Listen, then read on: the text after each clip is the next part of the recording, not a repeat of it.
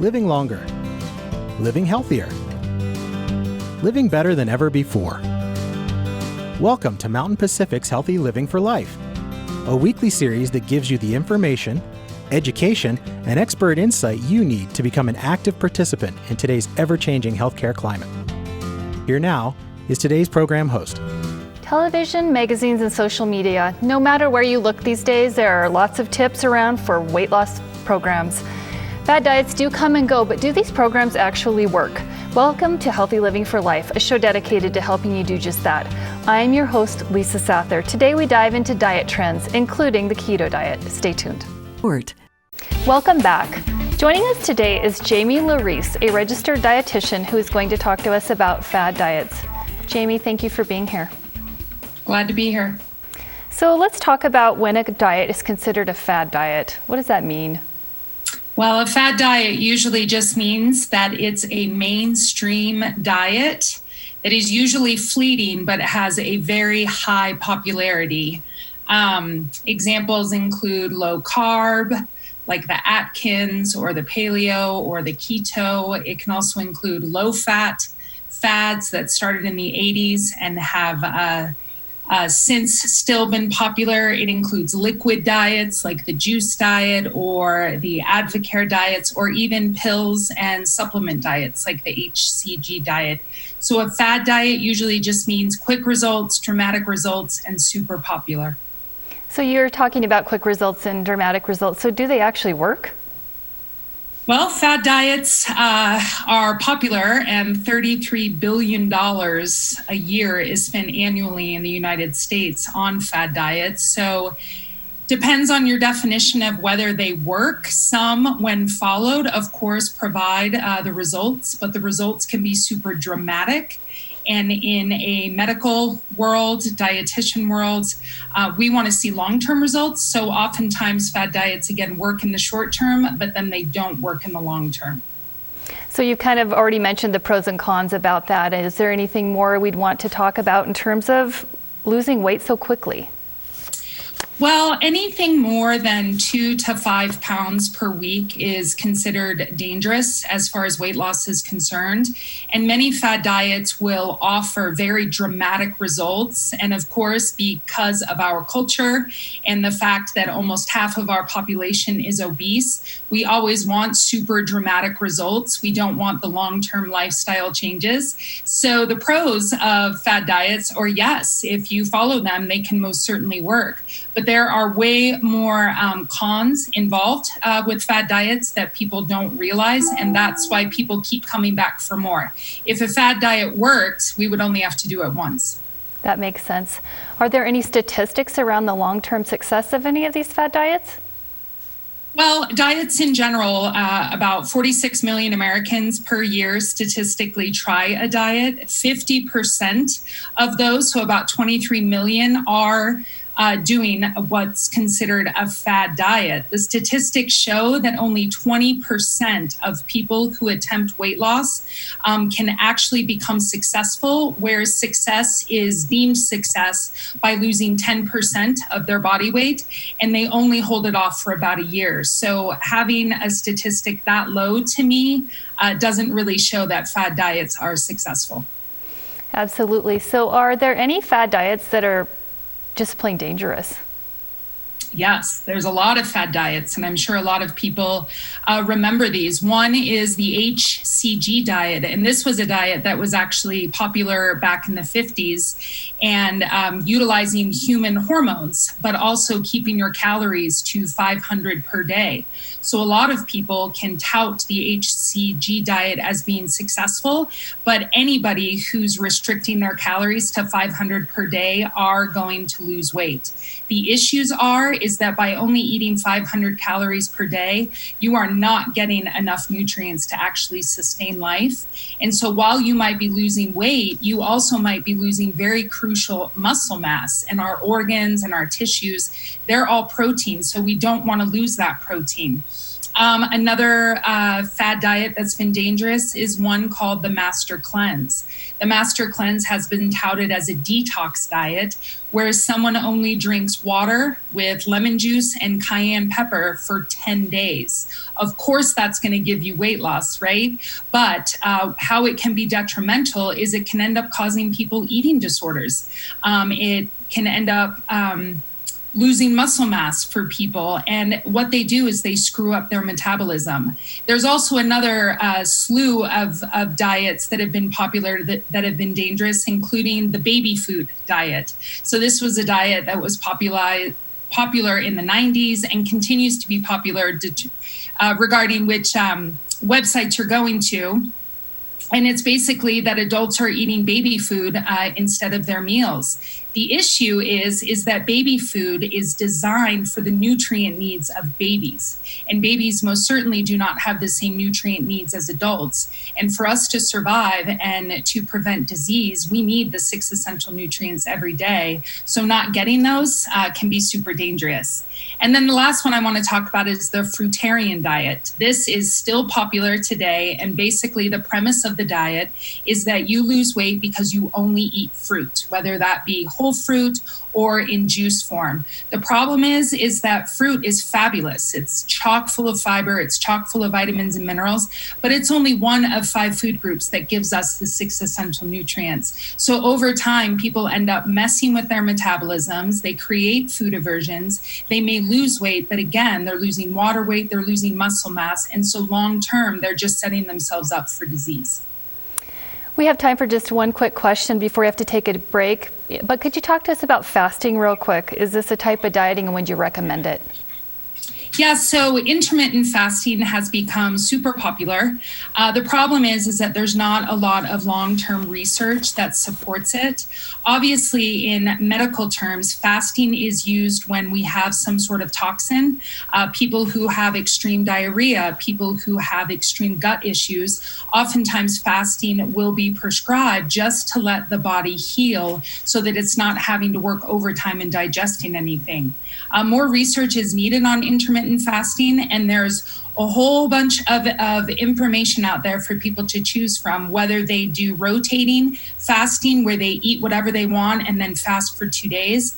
There's modified fasting where they go certain hours in a day. And then there's time restricted fasting, where people can pick and choose the hours in which they fast. The research so far has shown that as far as weight loss goes, it's nothing better than compared to a traditional weight loss. If it makes somebody feel better by fasting certain times, then of course we support it. The problem is long term, are they able to get enough nutrients in within 1 day to support the body's functions? Great. We're going to pause for a quick break. When we come back, we're going to talk about some of the most popular fad diets over the last several years. Stay tuned.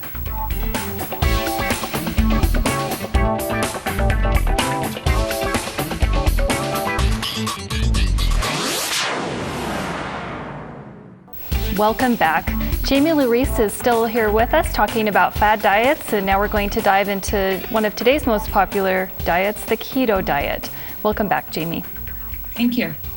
So I understand there are a lot of different kinds of keto diets. So what is a ketogenic or keto diet, and what are the different types?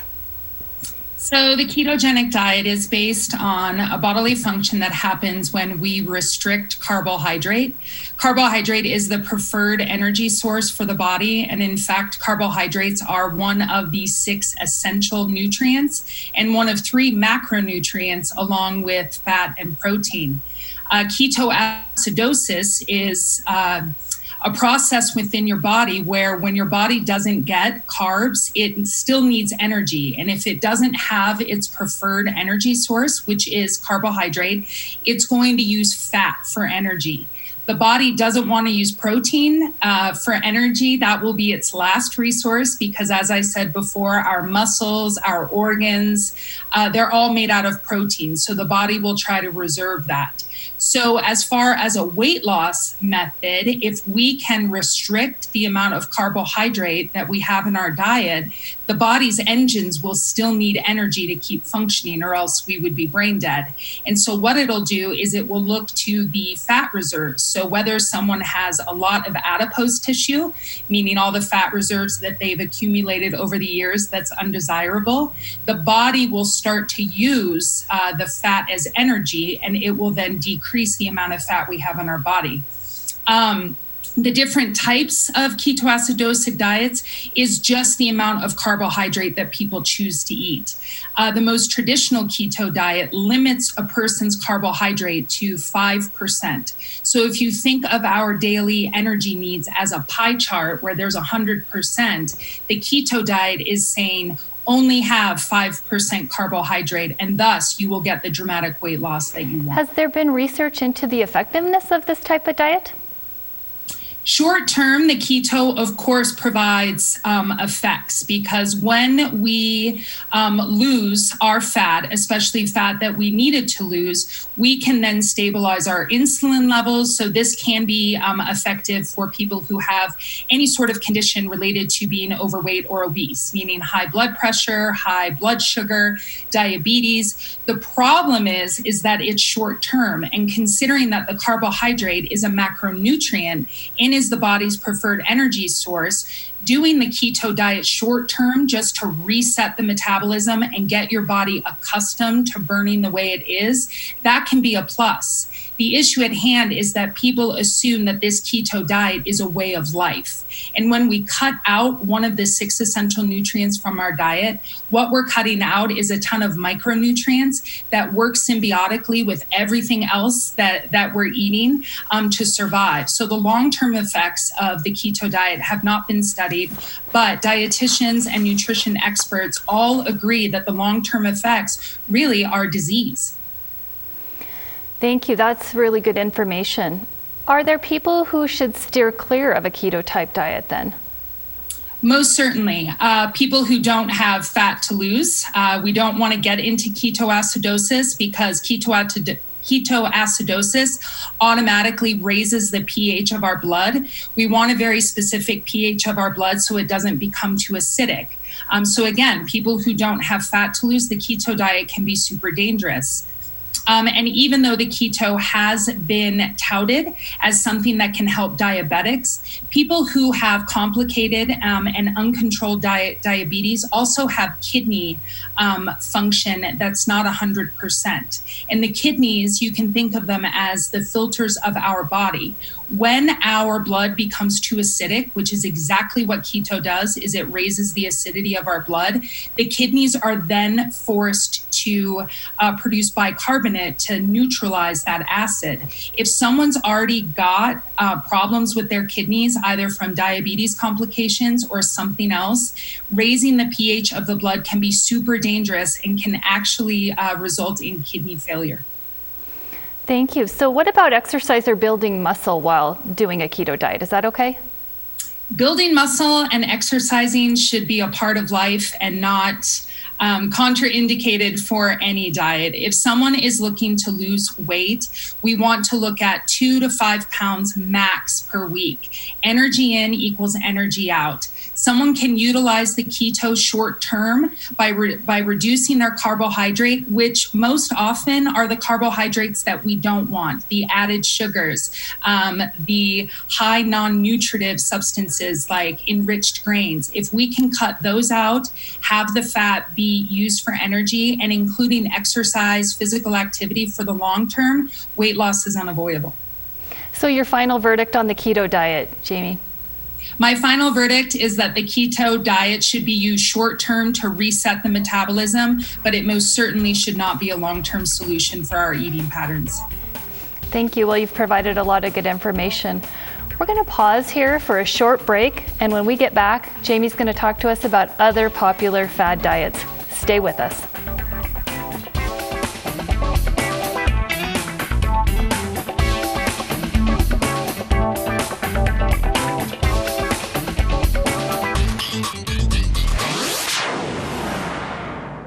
Welcome back to Healthy Living for Life. Jamie Larisse is still with us, and we're talking about fad diets. Thank you for staying here. So we've been talking about the keto diet, which is pretty big right now, and some other diets have lasted for a lot of years, Jamie. So let's talk about Atkins, which I guess actually started in the 70s. What is the Atkins diet? So the Atkins diet is much like the keto diet, where there is a prescription for low carb. Back in the day, though, the Atkins diet did not give any sort of warning against what other types of foods were eaten. So as long as no carbohydrate was eaten, someone was given license to eat whatever they want, meaning tons of bacon and meat products and whatever they could get their hands on that didn't have carbohydrate. And it follows the same premise of the keto diet, where physiologically, when you reduce the amount of carbohydrate that your body has access to, the body will naturally start to burn fat. So the keto diet was pretty much born out of the Atkins diet, but with some modification of the specificity of how many grams you can have, and also the specificity of what sort of foods that you eat. The keto most certainly does not say eat all the bacon you want in the world, whereas the Atkins diet, the only advice you had to follow was don't eat any carbohydrates. Let's talk about the pros and cons of the Atkins diet. Can you elaborate on that for us? Yeah, so the same as most of the other low carbohydrate diets, including paleo and keto, and of course, Atkins being the father of the low carbohydrate diet. The pros, of course, are you're resetting your metabolism. You are utilizing fat as energy. So folks who follow any of those low carbohydrate diets will see a dramatic weight loss. The issue at hand is, are they able to sustain that? One, you don't get enough micronutrients, macronutrients when you're inhibiting the ingestion of really good foods. When we think of solid, good carbohydrates, this includes fruits and vegetables. And if I had one piece of advice that I had to stick to for the rest of my nutrition career, it would be eat more fruits and vegetables, just because of all the antioxidants and fiber and micronutrients that they contain. And so when you think about these low carbohydrate diets long term, what you're saying is basically don't eat things that are going to fight disease later. That makes complete sense. So another one of the popular diets that has been around for years is the South Beach diet. And what is the focus of the South Beach diet? So the South Beach diet, I will say, is a diet that I promote. I promote it as a detox diet to actually reset the metabolism. So when we think about fad diets, remember, fad diets are only fad diets because of their popularity. There are a lot of fad diets that do actually work and are healthy, like the Mediterranean diet is a fad diet. The Whole30 can be a great detox diet. And when we think about the South Beach diet, again, it's following those same premises. We as Americans are super obese, not because we eat all this fabulously wholesome food. It's because we eat a lot of food product that is way high in sugars. And the South Beach diet was coming off of the 80s diet, which was low fat. Fat is actually an essential nutrient. And so when we think about the excess fat that we have on ourselves, that's not a nutrient, that's adipose tissue. And the body only knows how to convert extra energy into fat. So when we were on the low fat diet in the 80s, we took out the fat from foods, which means we took out the flavor. And so what we added back in was sugar. Sugar has zero fat, tons of calories, and it's got flavor. And so you can see the increase in diabetes with the increase of low-fat products. When the South Beach diet came out, the premise was, let's get your body to reset. Reduce the amount of bad carbohydrates in your diet along with the good carbohydrates for a very small temporary amount of time. So for 2 weeks, the diet is actually pretty strict. It doesn't let you eat any fruit, it doesn't let you have any dairy, and it doesn't let you have any grains, things that have carbohydrate in them. But that's only for 2 weeks. After 2 weeks, you add back in the wholesome carbohydrate, because at this point, your body now has reset and it knows how to burn things correctly. And then long term, the South Beach diet promotes a wholesome diet with foods from all of the 5 food groups, limiting alcohol and limiting high bad carbohydrates, which include enriched grains and added sugars. Let's talk about paleo for a moment, because that's a buzzword right now. Can you tell us what that's about? Yeah, so the paleo, again, is just another low carbohydrate diet, but what its premise is that we are following what our ancestors ate. So instead of being an agricultural society that now eats grains and eats dairy, the paleo diet really follows a diet that our ancestors who were roaming the earth were eating. The issue I have with it as a nutritional expert is that back then people only lived till they were 30 or 40 or 50. So to me, only eating those foods, it didn't actually extend our life. And the agricultural revolution has allowed us to have access to so many more nourishing foods in this modern age. Again, the paleo can be good short term. It allows you to use up the fat reserves that you may have accumulated over years of having bad eating patterns. But cutting out major food groups for the rest of your life, not eating certain fruits, not having certain vegetables, and never eating grains again, that just sets us up for disease, and our bodies won't have enough immunity to fight those things off. That makes great sense, and immunity is quite important to us these days. We realize that. So the bottom line, in your mind, Jamie, when it comes to eating and losing weight, what do people need to keep in mind? The one thing people need to keep in mind is we have our entire lives. So when we think about a diet, in its most basic definition, a diet really just means an eating pattern.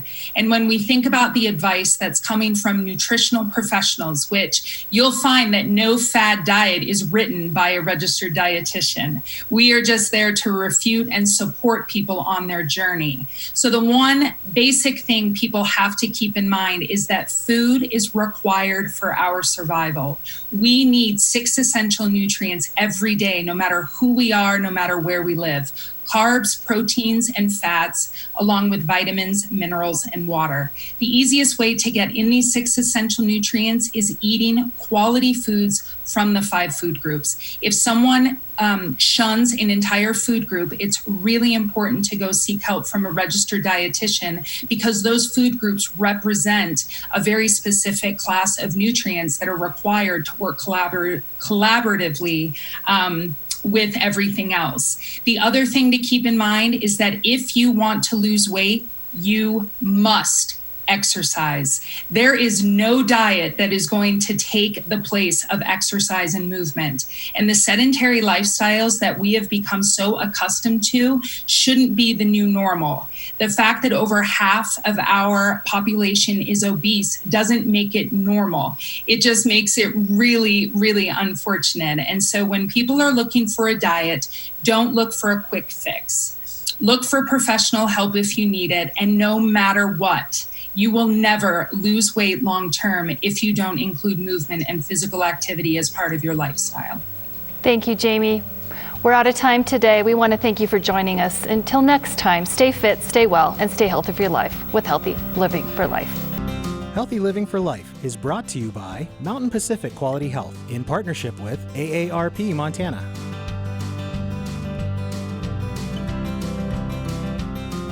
We'd love to hear from you. If you have suggestions for future programs, visit our website at mpqhf.org or call us at 406-443-4020. You can also catch us on YouTube by visiting our website and clicking on the Healthy Living for Life logo.